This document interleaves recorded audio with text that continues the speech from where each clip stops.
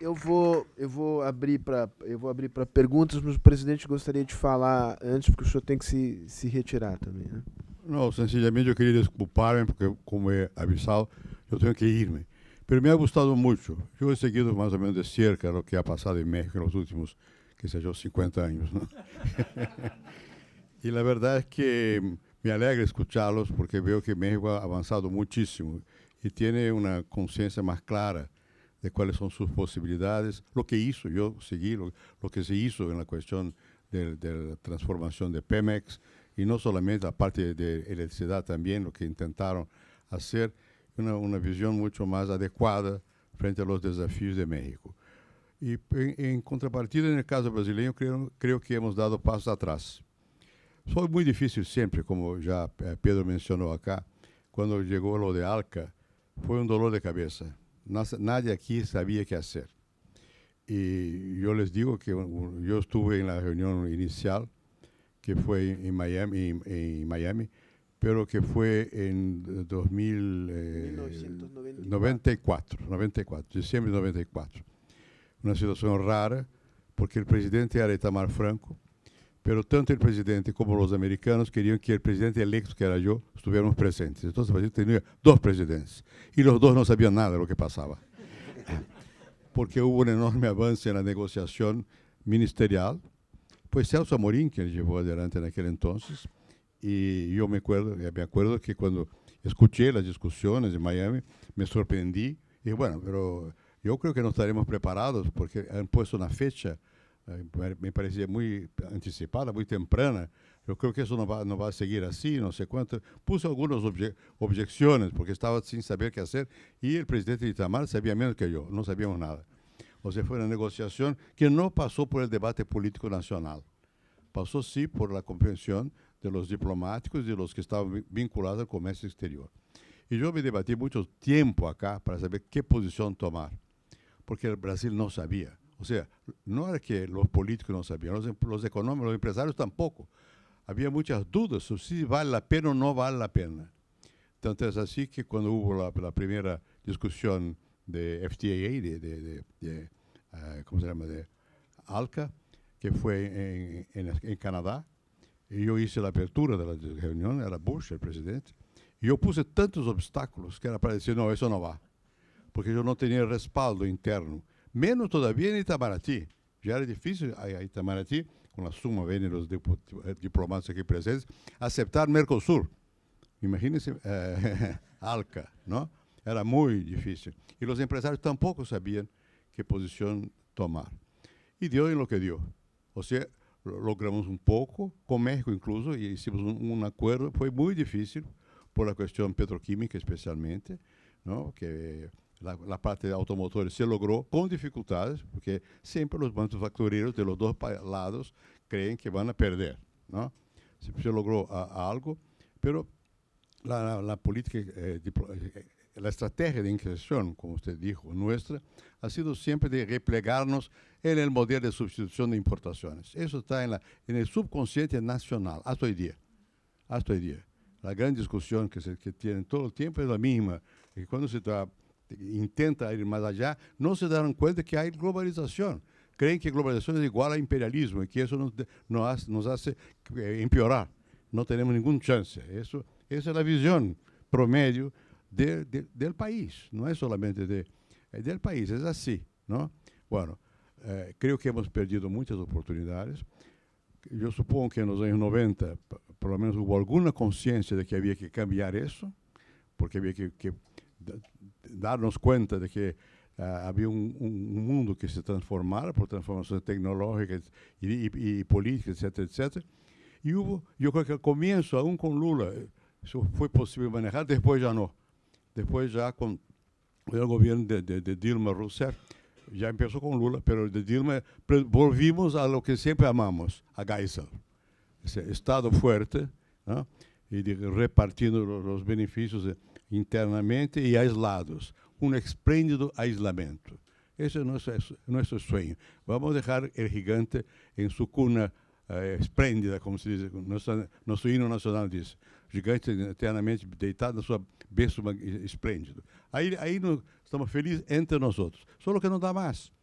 no da más. Entonces, el ejemplo, lo que pasa en México hoy, yo creo que nos enseña mucho, porque yo creo que la comparación entre lo que hemos logrado, lo que los mexicanos lograron, pese a que los datos económicos no son brillantes ni aquí ni allí, pero la estrategia más adecuada, yo creo, la mexicana que prevaleció hasta ahora aquí.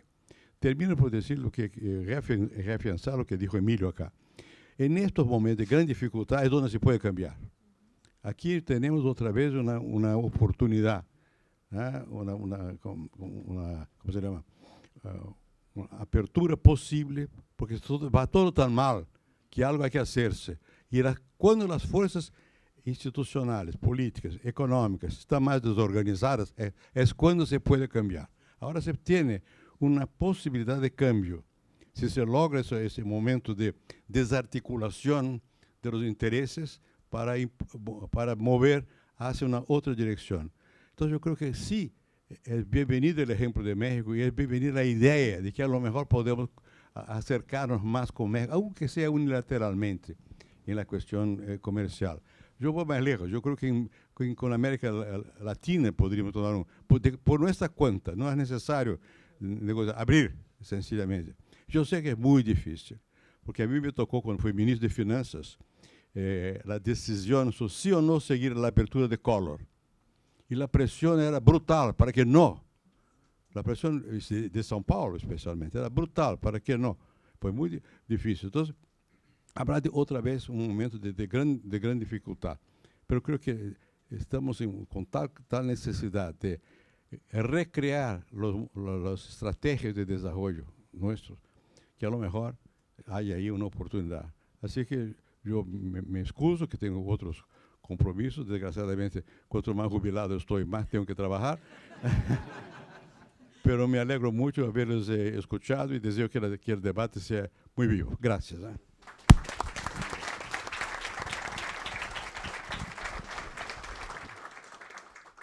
Senhores e senhoras, dado o adiantado da hora, eu vou fazer um esforço acá de recolectar umas 3 perguntas e aí trago a palavra a la mesa. Quizás 3, 4. Empezamos por Furlan. Eu peço que as pessoas se identifiquem rapidamente e façam o esforço de fazer perguntas concisas para que o maior número de pessoas Luis possa... Furlan, empresário. Emilio, excluyendo a reforma energética, ¿cuál fue la más difícil de pasar de los 2 tercios del Congreso? Muy bien. ¿Quién más? Alberto Pfeiffer. Parei-os aqui. Alguém Alberto lá atrás que eu não Pfeiffer. vejo. Mas... Uma pergunta rápida. O tema da segurança, da seguridade que Rafael mencionou. Há aí possibilidade de agendas comunes, de combate ao narcotráfico, de temas de migração entre Brasil e México no âmbito hemisférico? Muy bien. ¿Quién más? Aqui no meio. Parei. Sandra Bernardo, diretora de fraude e investigação da Grant Thornton no Brasil. É impossível fazer comparações entre Brasil e México e não fazer uma comparação em relação à corrupção. Os 2 países estão muito mal posicionados no índice de corrupção mundial. O Brasil é o 76 e o México 95 na última pesquisa da Transparência Internacional. Você vindo de um setor petrolífero e também agora como um investidor, quais são os impactos da corrupção na economia e na microeconomia ou na dificuldade de você captar recursos para o seu país? ¿Les parece que podemos recolectar una más para años y después una segunda ronda acá? Roberto Paranhos, Rio Branco, também empresário. A minha pergunta é exatamente nessa questão de investimentos que se faz no México, tendo uma posição tão importante e estratégica. Quais são os maiores investidores, países que investem no México?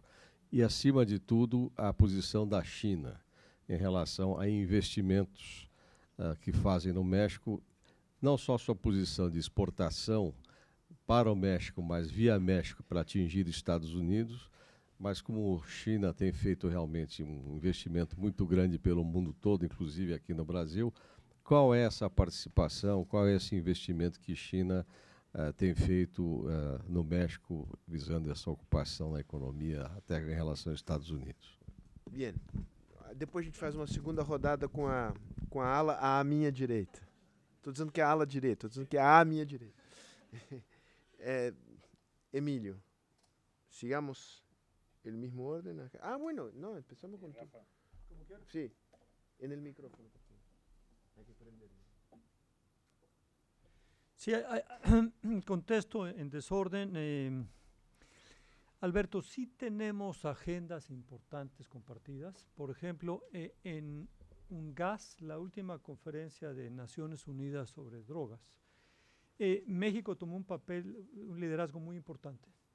Y ahí, digamos, Brasil se acercó y la resolución fue muy importante porque la resolución es una resolución más equilibrada.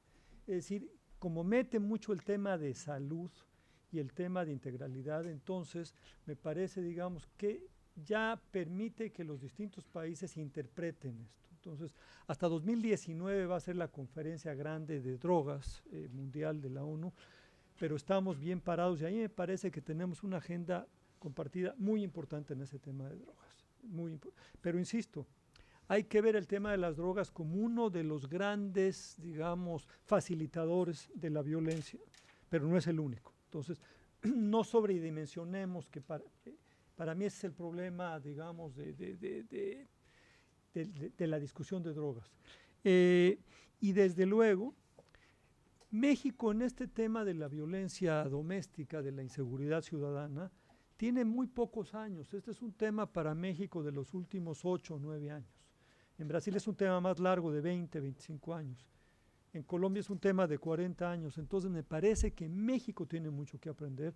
Aquí, por ejemplo, hay muchísimos especialistas a nivel provincial. Hay muchos experimentos que ha hecho Brasil, muchas lecciones aprendidas por Brasil. Y a mí me parece que ahí México tendría mucho que aprender de Brasil. Entonces, desde luego que hay agendas importantísimas. El tema de la corrupción, que era otra pregunta, yo diría ahí Brasil probablemente, la pregunta que nos hacemos en México es ¿por qué Brasil ha ido hasta allá y nosotros no hemos logrado nada? Sí, una ley importante que obliga a los servidores públicos, incluso a los empresarios, a dar mucha información, le llaman 3x3. Pero en todo caso yo diría que que la indignación en México y parte del presidente Enrique Peña Nieto se pregunta mucho, bueno, ¿por qué? Que es una pregunta que se hacía también mi jefe Felipe Calderón, debo decirlo. Sienten que las cosas funcionan bien, van bien las cosas y sin embargo hay mucha molestia en la gente, hay indignación y me parece que la corrupción es parte de esto. En México no ha pasado realmente nada. En México hay una indignación popular porque efectivamente hay mucha corrupción y digamos que molesta enormemente a la ciudadanía y la respuesta ha sido, yo diría, tarde, acaba de llegar. Era un tema, por ejemplo, de la transición. Yo platicaba con esto cuando Emilio estaban preparando la transición y es un tema que llegó muy tarde y sí me parece que ahí tenemos un problema enorme en México, enorme en América Latina y ahí sí nos parecemos, tenemos problemas enormes, pero insisto, nos preguntamos allá, bueno, ¿por qué sucede en Brasil y en México no? Lo de China, muy brevemente. China ha sido para México verdaderamente una pesadilla, un dolor de cabeza. Así como en los últimos años, ahorita para Brasil ya no es lo que fue China hace 5 años, tampoco para Perú, pero en todo caso, digamos, así como en un momento, digamos, hubo mucho comercio con China y lo sigue habiendo y mucha inversión, en el caso de México, nosotros tenemos un déficit comercial con China que llega a los 60,000 millones de dólares. 60 billions, lo voy a decir en inglés. Es enorme, ¿sí? Y China no invierte en México. Este gobierno se trazó, Enrique Peña Nieto, y me parece que con mucha madurez, el tener una relación más cercana con China en términos económicos y políticos, porque con China, digamos, no es un tema solamente económico, tiene que ser también político, ha sido complicado. Me parece ahí, digamos, hubo errores de ejecución, hubo un problema grave en una adjudicación en México, no sé si necesariamente corrupción, nunca se supo, pero se echó abajo esto. Entonces, eso lastimó la relación. En todo caso, aquí el tema difícil para México es la triangulación con Estados Unidos, lo digo abiertamente, la reforma, por ejemplo, en telecomunicaciones o la reforma energética, China me parece que tiene mucho interés en esto, pero no es fácil entrarle a México con el vecino que tenemos, que es Estados Unidos. Es decir, si nosotros miramos que una parte de la agenda más complicada de Washington, Beijing, es justamente el tema del espionaje en telecomunicaciones, el tema de los hackers, va a ser muy difícil que China pueda invertir en telecomunicaciones en México, el vecino de Estados Unidos. Ahí hay un tema bastante complicado de geopolítica, en el cual, digamos, México, para pensar su relación, y lo digo abiertamente, con China, tiene que pensar en Estados Unidos. No es un tema tan sencillo para México, porque sí tenemos, digamos, una mucho mayor dependencia de los Estados Unidos que la que ustedes tienen. Hasta ahí la dejo. No, creo que Rafael tocó las principales preguntas, solo la que sea Luis Fernando Furlan. La reforma que tuvo más resistencia fue la hacendaria, por razones naturales, y ninguna reforma hacendaria es popular cuando elevas los impuestos. Pero yo también añadiría una de una complejísima instrumentación, fue la de telecomunicaciones y la de competencia, porque los grupos de poder a los que afectas pues son aquellos que comunican, ¿no? Los medios, la telefonía. Sin embargo, debo reconocer que mismo estos grupos reconocieron que ya era impostergable, ¿no? Y era una situación también muy complicada, en la que pues, creo que inclusive los empresarios también pusieron de su parte. Y respecto a lo de China y México, coincido plenamente con Rafael. Yo fui parte del esfuerzo de tratar de acercarnos a China en el sector energético, y desafortunadamente todavía no se han materializado estas inversiones adicionales de México en China, a pesar del tremendo pues, comercio desigual que tenemos, ¿no? 60 mil millones de dólares de déficit. Así que los barcos vienen llenos y se van absolutamente vacíos. Y es un tema pendiente. Creo que es una agenda pues, que está todavía ahí, quizás en esta administración, pero sin duda en la siguiente administración se tendrá que retomar por ser la segunda economía más importante del mundo. Creo que en eso Brasil, sin duda, ha sido mucho más audaz en entender a China mejor y acercarse a China de una forma más activa.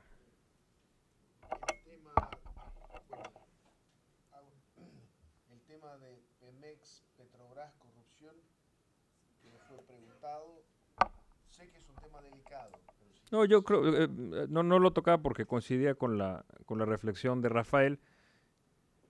Hemos aprendido mucho. Curiosamente, cuando estábamos discutiendo en México las leyes secundarias en materia energética, fue cuando comenzó este tema en Brasil a florecer. De tal forma que los legisladores creo que fueron audaces en la letra, de tal forma que, por ejemplo, las licitaciones para los campos petroleros, para las reservas, son licitadas por una comisión independiente, cuyos miembros son votados por 2/3 partes del Senado. De tal forma que pues, eso aleja las decisiones del gobierno, y estos comisionados de la Comisión Nacional de Hidrocarburos, por ejemplo, son transeccionales, es decir, trascienden a la administración actual. Lo mismo en otra comisión, que es la Comisión Reguladora de Energía, lo mismo en otro que son los órganos que distribuyen el gas o la electricidad. Y en ese sentido, la verdad es que hay que ser justos. O sea, México aprendió muchísimo de Brasil. México aprendió de las reformas que se aprobaron en este país, aquellas partes que funcionaron y otras partes que no funcionaron. Y en ese sentido, bueno, pues yo creo que hay que hacer justicia a lo que se hizo bien aquí, y además expertos, no solo el presidente Cardoso, sino el gobierno, y Petrobras siempre fue muy abierto, y en el proceso de construcción de esta reforma hubo funcionarios que vinimos aquí a aprender lo bueno y lo malo. Muito bem. Tem tempo para mais? Mas eu pediria realmente um esforço de reportagem para que as perguntas sejam muito concisas, porque a hora está avançada. Depois Salege aqui. Pode começar aí, depois a gente traz aqui para frente. Gracias. Fernando Azevedo, do Banco Latino-Americano de Comércio Exterior. tomando como ejemplo la situación de Braskem, que es una gran compañía brasileña que ha hecho una inversión importante en México, de Braskem Idesa, que disminuye la dependencia de importación de petroquímicos. ¿Qué sectores, qué industrias a ese momento serían importantes, a tu opinión, para las inversiones de Brasil hacia México?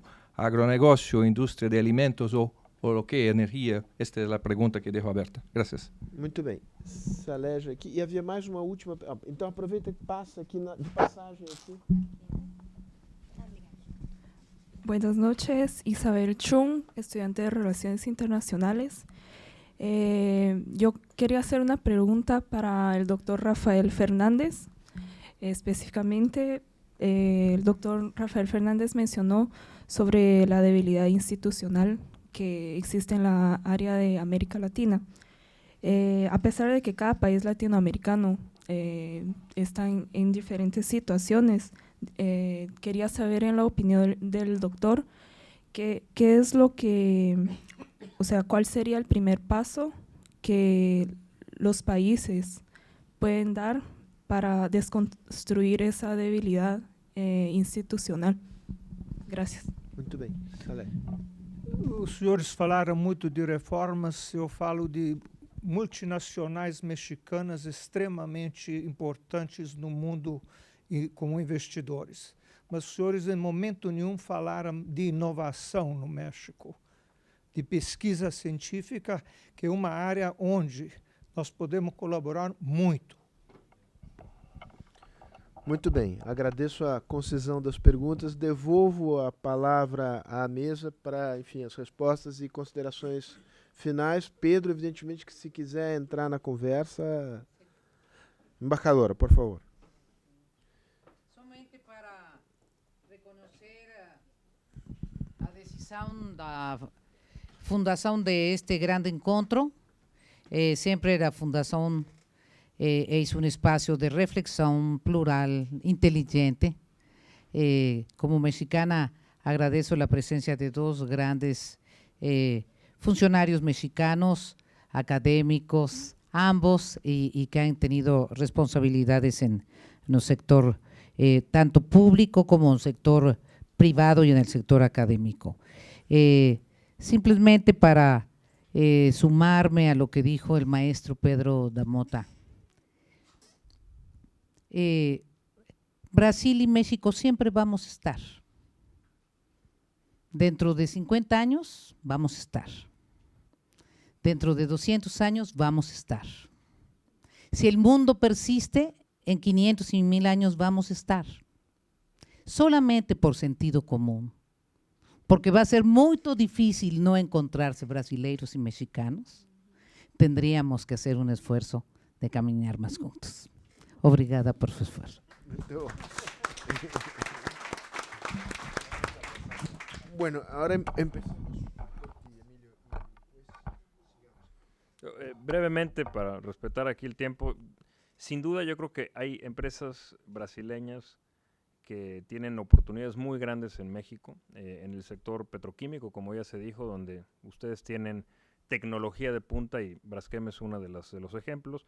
En el área de agronegocios, sin duda, México es hoy un importador de productos agrícolas, absurdamente, a pesar de que tenemos todo un ecosistema que podría florecer.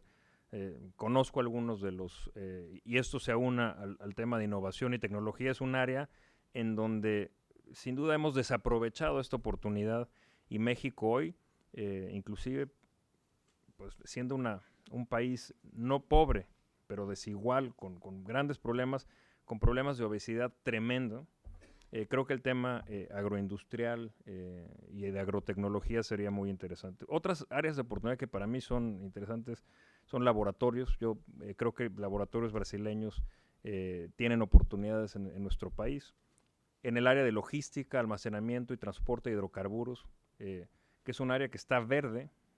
Pemex dejó de invertir en estas áreas y CFE durante décadas porque no tenía suficientes recursos, y Brasil, con esta ventaja comparativa de haber aprobado una reforma mucho antes, creo que tiene una expertise de cómo desarrollar ahí oportunidades de negocio.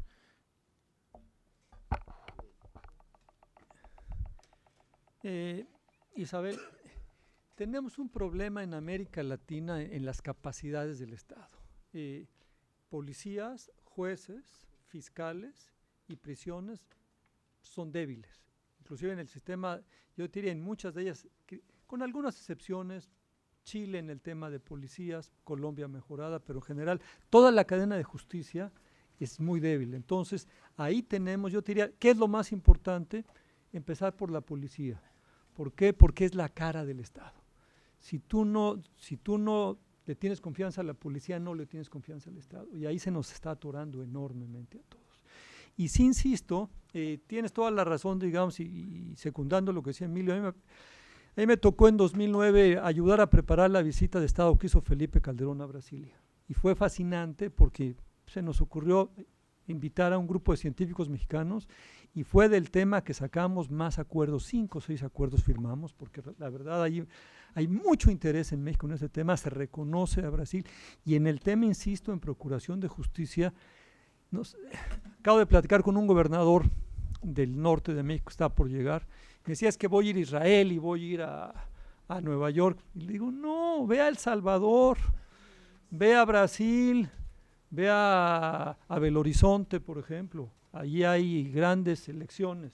Entonces tenemos mucho que aprenderle al sur y no al norte generalmente. Entonces sí me parece, digamos, qué hermosa manera de nuestra embajadora de acabar. Efectivamente, tendríamos que andar más juntos en esto, podríamos andar mejor, la verdad. Bom, muito bem, terminamos. Acho que foi muito produtivo. Agradeço a participação, a presença de vocês y sobre todo la presencia, la participación de los tres invitados, Pedro, Rafael y Emilio. Muchas gracias a ustedes. Y